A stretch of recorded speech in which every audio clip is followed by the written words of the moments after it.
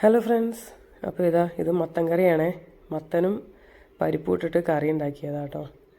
നല്ല അടിപൊളി ടേസ്റ്റാണ് ഈ കറി.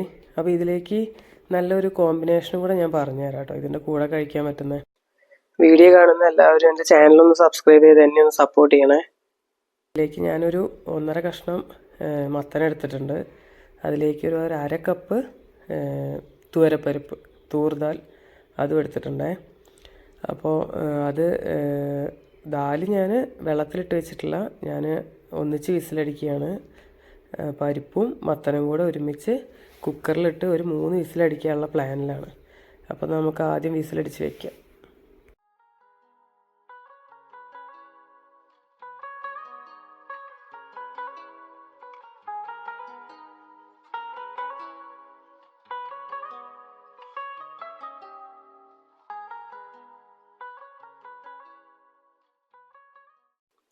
ഇതാണ് അപ്പോൾ ഞാൻ എടുക്കുന്ന പരിപ്പ്. അപ്പോൾ ഞാനിതൊന്ന് കഴുകിയെടുക്കട്ടെ കേട്ടോ. എന്നിട്ട് ഞാനിത് ഇതിലേക്ക് മത്തനും കൂടെ ഇട്ടിട്ട് നമുക്ക് ഒരു 3 വിസിലടിക്കാം. അപ്പോൾ ഇതാ ഞാൻ കഴുകിയെടുത്തതിൻ്റെ പരിപ്പ്. അപ്പോൾ ഇതിലേക്ക് ഞാനിനി മത്തൻ ഇട്ട് കൊടുക്കുകയാണ്. അതിലേക്ക് ആവശ്യത്തിന് ഉപ്പ് ഇട്ട് കൊടുക്കണം. അതുപോലെ ഒരു 1/2 ടീസ്പൂൺ മഞ്ഞൾപ്പൊടി ആഡ് ചെയ്യാം. ഒരു ഗ്ലാസ് വെള്ളവും നമുക്കിതിലേക്ക് ഒഴിക്കാം.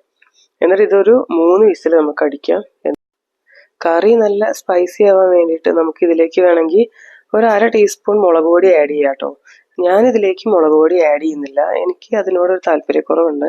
അപ്പോൾ ഞാൻ എന്താ ചെയ്യുന്നത് വെച്ചാൽ, ഞാൻ നാളികേരം അരയ്ക്കുന്നതിൽ ഞാൻ കാന്താരി മുളക് ഇടുകയാണ് ചെയ്യുന്നത്.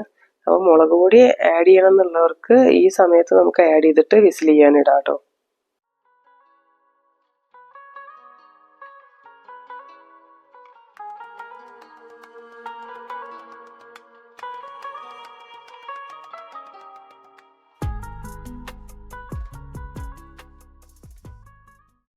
അപ്പോൾ നാളികേരം അരയ്ക്കാൻ എന്തൊക്കെയാണ് വേണ്ടതെന്ന് നമുക്ക് നോക്കാം. അപ്പോൾ ഞാനൊരു 1 കപ്പ് നാളികേരമാണ് ഇതിലേക്ക് എടുത്തിരിക്കുന്നത്.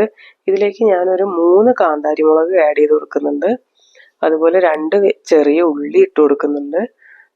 1/2 ടീസ്പൂൺ ജീരകം, നല്ല ജീരകം, അത് ഞാൻ ആഡ് ചെയ്ത് കൊടുക്കുന്നുണ്ട് കേട്ടോ. ഇത് എന്നിട്ട് നല്ലപോലെ പേസ്റ്റ് ആക്കിയിട്ട് അരച്ചെടുക്കാം.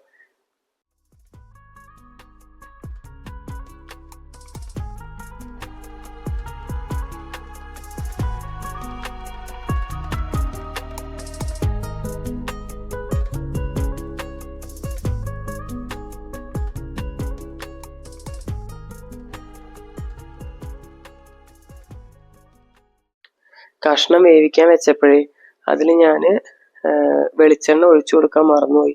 അതാണ് കുക്കറിന് മുകളിൽ അങ്ങനെ മഞ്ഞൾപ്പൊടി വന്നത് കേട്ടോ. നമ്മൾ 1 ടേബിൾ സ്പൂൺ വെളിച്ചെണ്ണ അതിലേക്ക് ഒഴിച്ചു കൊടുക്കുകയാണെങ്കിൽ ഇങ്ങനെ മഞ്ഞൾപ്പൊടി തെറിച്ച് പുറത്തേക്ക് വരില്ല. അപ്പം അങ്ങനെ ഒരു ടിപ്പ് ഞാൻ ഇതിലൂടെ ആഡ് ചെയ്യുന്നുണ്ട്. എല്ലാവർക്കും അറിയുന്നതാണോ എന്ന് എനിക്കറിയില്ല, കുറേ പേർക്ക് ഇത് അറിയാമെന്നാണ് എനിക്ക് തോന്നുന്നത്. അതുപോലെ വേറൊരു ടിപ്പ് ഉണ്ട്. അതെന്താണെന്ന് വെച്ചിട്ടുണ്ടെങ്കിൽ, സ്പൂണ് നമ്മൾ ഇട്ട് വയ്ക്കും കറിയിൽ. പക്ഷെ സ്പൂൺ ഇട്ട് വയ്ക്കുമ്പോൾ ആ സ്പൂണ് നമ്മുടെ കറിയിൽ മുങ്ങിപ്പോകരുത്, ക്രോസ് ചെയ്ത് വേണം നിൽക്കാൻ. അങ്ങനെ ആകുമ്പോൾ നമുക്കത് ഈ തെറിച്ച് പുറത്തേക്ക് വരുന്നത് നമുക്ക് ഒഴിവായി കിട്ടും. പ്രത്യേകം പറയുകയാണ്, സ്പൂണ് കറിയിൽ മുങ്ങിപ്പോകരുത്, ക്രോസ് ചെയ്ത് നിൽക്കണം. എന്നാൽ കുക്കർ ശരിക്കും അടയ്ക്കാനും പറ്റണം കേട്ടോ. അതുപോലെയാണ് ഞാൻ ഉദ്ദേശിച്ചത്. അപ്പോൾ ഇതിലേക്ക് കറിയിലേക്ക് ഞാൻ അരച്ച് വെച്ച നാളികേരം ആഡ് ചെയ്തിട്ടുണ്ട്. കഷ്ണങ്ങളൊക്കെ നന്നായി വെന്തുണ്ടായിരുന്നു, എന്നാലും ഞാനതൊന്ന് ഉടച്ചു കൊടുത്തു. എന്നിട്ട് അതിലേക്ക് ഞാൻ നാളികേരം അരച്ച് വെച്ചത് ആഡ് ചെയ്തിട്ടുണ്ട്. ഇനി ഇത് നല്ലപോലെ വെട്ടിത്തിളയ്ക്കണം കേട്ടോ. നമുക്ക് നാളികേരത്തിൻ്റെ ആ പച്ച ടേസ്റ്റൊക്കെ മാറണം.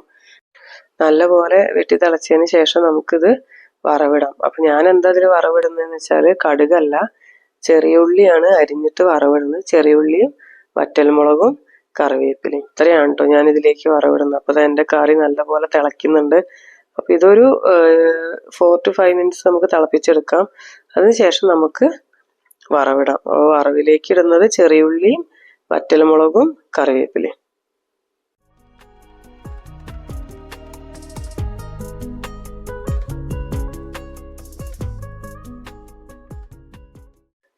ഏതൊരു കറിയും വറവിടുമ്പോഴാട്ടോ നമുക്ക് അതിൻ്റെ ഒരു ടേസ്റ്റ് അല്ലെങ്കിൽ അതിൻ്റെ ഒരു ഫ്ലേവർ നമുക്ക് വരുന്നത്. അപ്പോൾ ഇതിലേക്ക് ഞാൻ കുറച്ച് കൂടുതൽ ചെറിയുള്ളി എടുത്തിട്ടുണ്ട്. കൂടുതൽ ചെറിയുള്ളി എടുത്താലും അത് നല്ല ഒരു ടേസ്റ്റും നല്ലൊരു ഫ്ലേവറും ഒക്കെ വരും കേട്ടോ. അപ്പോൾ അത് ഞാനിതാ 2 ടേബിൾ സ്പൂൺ വെളിച്ചെണ്ണയാണ് ഒഴിച്ചിരിക്കുന്നത്. അതിലേക്ക് ഞാൻ അരിഞ്ഞു വെച്ച ചെറിയുള്ളി ഇട്ടിട്ട് അതൊന്ന് നല്ലപോലെ ബ്രൗൺ കളർ ആവണം. അതിൻ്റെ ഇടയിൽ ഞാനതിലേക്ക് കറിവേപ്പിലയും വറ്റൽമുളകും ആഡ് ചെയ്ത് കൊടുക്കുന്നുണ്ട്. അപ്പോൾ ഇനി ഇത് ഞാൻ നല്ലപോലെ കളർ ചേഞ്ചായി വന്നതിന് ശേഷം എൻ്റെ കറിയിലേക്ക് ഞാൻ ഒഴിച്ചു കൊടുക്കും കേട്ടോ.